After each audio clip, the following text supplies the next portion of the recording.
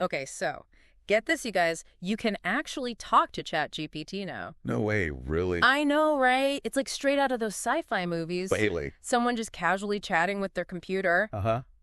But now it's real. Wow. We're going to dive into all the early access info about ChatGPT's brand new voice interface. Oh, cool. And all thanks to an article by Dr. Rone P. Tamas from Tea House Consulting. Nice. So we're talking real AI-powered conversation here, not just like, Right. Not like Siri or Alexa. Exactly. This is different. It actually uses something called a voice user interface. VUI. VUI. Okay. Got it. And get this.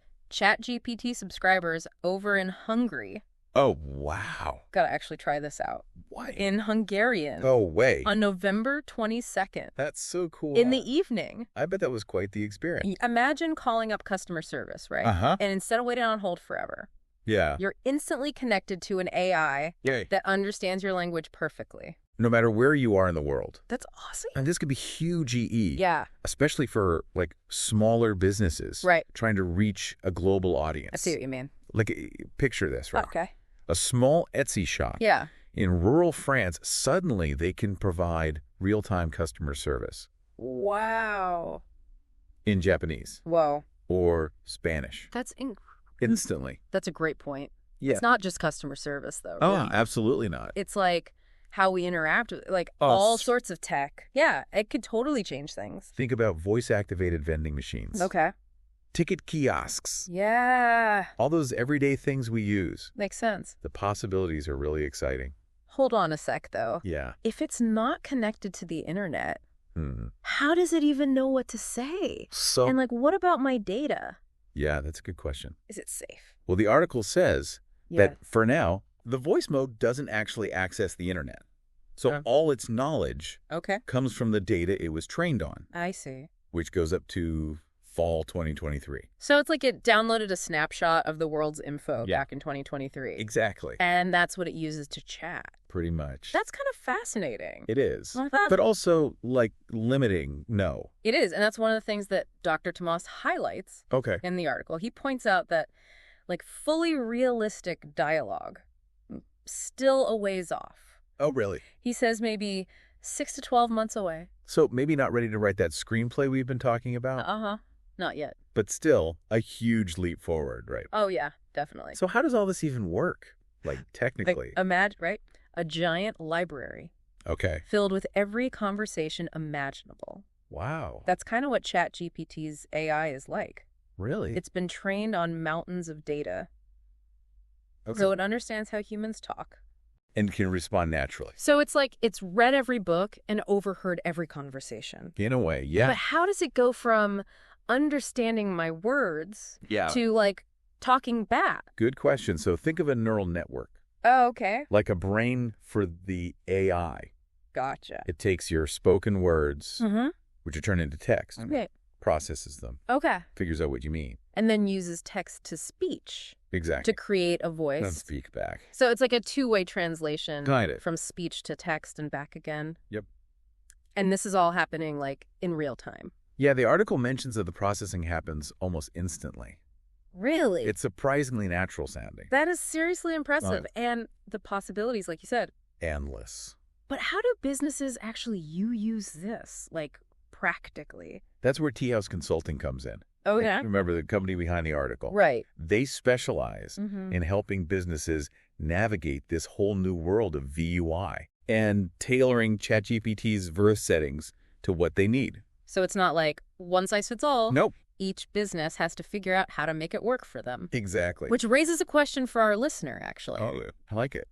If you were to implement this technology, good question. What would your top priority be?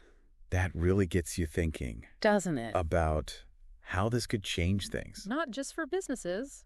But for us, in our daily lives. Yeah, absolutely. From hands-free tasks while cooking. Right. To maybe even life-saving medical help. It's a lot to take in. It is. This is officially blowing my mind. It's a big deal. We're talking voice-controlled everything. Pretty much. But before we get too carried away with all the futuristic stuff, let's take a closer look at what it can actually do right now. Good idea. What are some of the things like it can do and can't do? Okay, so yeah, it's easy to get like caught up in all the excitement of what this could be. Totally. But it's important to remember, like, it's still super early. Right. We were saying about the internet thing. Like, no internet access is a big deal. It is. So how does that, like, affect what it can and can't do?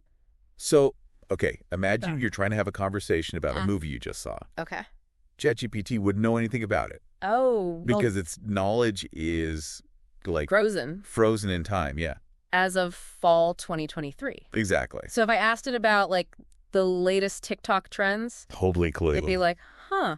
Yeah, basically. Okay, that's a good point to keep in mind. It is. Especially if you want to use it for, like, stuff that needs up-to-date info. Right. Makes sense. But even with those limits, it's still pretty wild that it can even hold a conversation, right? It is. It really is. Anything else about the tech itself that we should, like, know? One thing to note is that the voice quality isn't perfect yet. Oh, really? So it's not going to, like, fool anyone into thinking it's a real person? Not yet, no. Not yet. But the article says that OpenAI is working on it. Oh, okay. Making the dialogue more natural, more fluid. Okay. They're aiming for that, like where you actually forget you're talking to a machine. Whoa. Now that would be something else. It would. But even if it doesn't sound perfectly human, it seems like there are still tons of benefits, right? Oh, absolutely. Especially for people who might have trouble typing. Right. Or using a regular interface. For sure. Like, think about someone with mobility issues. Yeah, that's a great point. They could control their environment. Right. Access information. Totally. Connect with people. All just with their voice. Wow. It's like... It is. A whole new world opens up. It does. But let's shift gears a bit. Okay. Let's talk business side of things. Sure. What are some of the challenges companies might face when they try to use this? One big one is making sure this voice interface works with their current systems and workflows. Yeah, it's not as simple as just flipping a switch. Definitely not. Companies need to figure out how to weave this in to what they already do. Seamlessly. Right. So it's not like a plug-and-play thing. Nope. Requires some thought. It does. Some planning, integration. For sure. Oh. Another challenge is training their employees. Makes sense. To use the voice interface properly. You can't just assume everyone knows how to, like... Talk to a computer, right? Yeah, exactly. And get the results they want. It's a new skill. It is. And then there's the whole data thing. Security, privacy. Big one. Companies need to be super careful. Absolutely. Handling customer data responsibly. Transparency is key. Especially with something that involves voice recordings. Couldn't agree more. Trust is, like, the foundation of any business.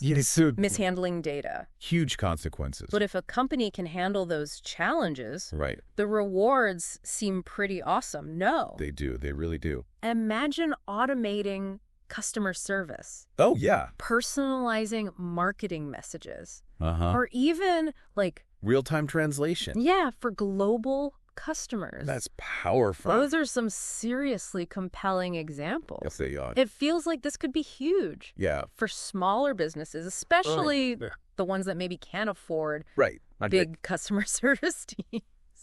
Huge teams. Or, like, offering support in multiple languages. Exactly. This could level the playing field. For sure. It's not just about saving money, though. No, it's not. It's about the experience. Customer experience. Right, making it more personalized. Just imagine, like, tailoring every interaction based on their voice, their preferences. Their mood, even. It could build a whole new level of, like, connection. Yeah, connection and loyalty. That's the idea.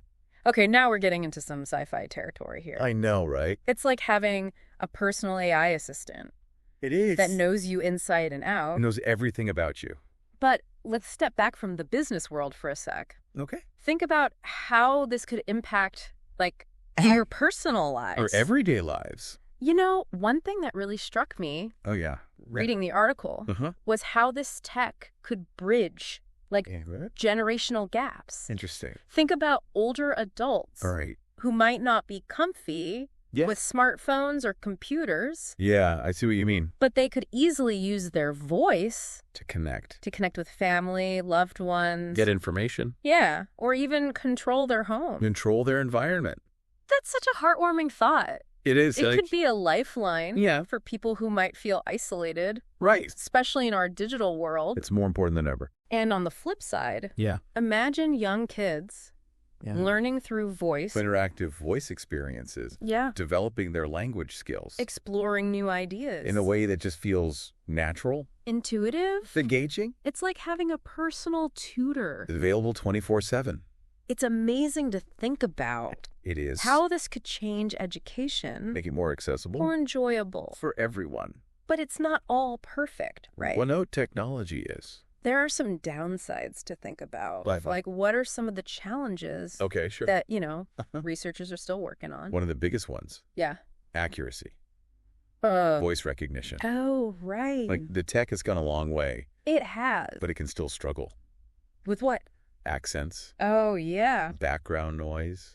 Or even just natural variations in how people talk. Yeah. I've definitely had my share of, frustrating moments. Yeah, with Siri. With Alexa. Trying to get them to understand me. And those frustrations, right. Yeah. They get even bigger. When we're talking about tasks that need to be super accurate. Like medical diagnoses. Oh, wow. Financial transactions. You don't want your AI assistant accidentally sending money to the wrong person? Exactly. Or, misinterpreting a medical symptom. That's a big deal. So, improving that accuracy. And robustness. Is a key. What about, understanding context? Can AI really get the nuances? The nuances of human language. It's little cues. The unspoken stuff. That we just, that we take for granted. That's still a challenge for AI. Really? It is. So we're not quite ready to have deep philosophical debates. Not yet, at least. With our AI assistants. I mean, who knows what the future holds? Ugh. Researchers are making huge leaps. Natural language processing, sentiment analysis. It's not impossible. But let's come back to the present for a minute. Good idea. For people who are excited about this. And want to try it out. What are some practical steps? Great question. Now, first, get familiar with the limits. Voice-controlled AI. Right, don't expect it to be perfect. Yeah. Be ready for some glitches. Some misunderstandings. Gonna happen. Right, don't go into it thinking it's gonna be like talking to another person. Not yet. At least not yet. Exactly. Try out different devices. Different platforms. To see what works best. Right, different voice assistants, apps. Even feels good. Intuitive. User-friendly. And pay attention to what tasks are good for voice control. Good point. Like setting reminders, playing music, controlling your smart home. Those are good starting points. Start with the basics. Yeah. And then, expand from there. As you get more comfy. Oh, and don't be afraid to, give feedback. To the companies, the developers. I don't know what works. What doesn't work. Your experience can help shape the future of this tech. It's a team effort. So, as we wrap up this part of our deep dive, there's one more thing I want to ask. Oh, shoot. We talked about the benefits, the challenges. Right. But what about the bigger picture?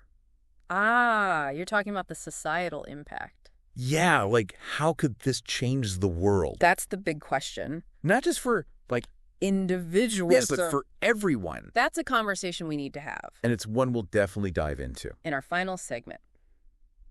So we're back, and before we wrap up this whole deep dive into ChatGPT's voice interface, I think it's good to, zoom out a little. Right, get the bigger picture. Exactly. We've covered the tech itself, the possibilities, the limitations, all that. But how could this actually change things? That's the question. Not just for, me and you. Right, for individuals, but for society as a whole. Imagine a world where information is truly accessible. Everyone can get to it. To everyone, yeah. No matter what language they speak, their literacy level, even physical ability. It's interesting how much we just assume. I know, right? Everyone can read, type, use a screen. We take it for granted. To get info online. And voice control could change all that. It could level the playing field. Empower people who were left out before. And what about education? Ooh, yeah. We talked about it a little. I did. But the idea of... personalized learning. Yeah, for every student. An AI tutor who knows how you learn best. Adapts to you. It could totally revolutionize teaching. It could, but of course. Yeah. There's always another side to the coin. Right. Not all sunshine and roses. What are you thinking? Well, job displacement, for one. Yeah, that's a big one. As AI gets smarter, more capable. It makes sense that some jobs humans do now will be automated. And it's not just like blue-collar work. Right. It's already happening in finance. It's even creative writing. Whoa, that's a little scary. It is. So we got to think ahead. How to prepare. What skills people will need. In a future with AI everywhere. Beyond the job stuff, though, there's the social side of things. How we interact with each other. Right. Will we be so used to talking to machines that we forget how to connect with real people? Or could it, like, free us up? Interesting. To have more meaningful conversations. Because we're not bogged down with, like... have the mundane stuff. It's a double-edged sword, for sure. We gotta be careful. Mindful aware. The downsides. Definitely. While still being, like... open to the possibilities. Yeah, exactly. It's a balancing act, no question. And it's gonna take, like... everyone working together. The tech people, policymakers, us. All of society, really. So where do we go from here? Good question. What can our listeners do to be part of this conversation? To shape the future of this whole thing? Well, first, stay informed. Keep learning about it. Read articles. Listen to podcasts like ours. Engage in the discussions happening. The more we understand, the better choices we can make. And, don't be afraid to... just try it out yourself. Yeah, play around with different assistants. See what works for you. The more we use it, the more feedback we can give. To make it better. More user-friendly. Well, most importantly, I think, approach this with curiosity. Open-mindedness. And a real desire to use this tech. For good. The future of voice-controlled AI. It's still being written. And we're all part of the story. That's a great way to put it. Thanks for joining us today. It's been my pleasure. Exploring the world of talking AI. Until next time. This is The Deep Dive. Signing off.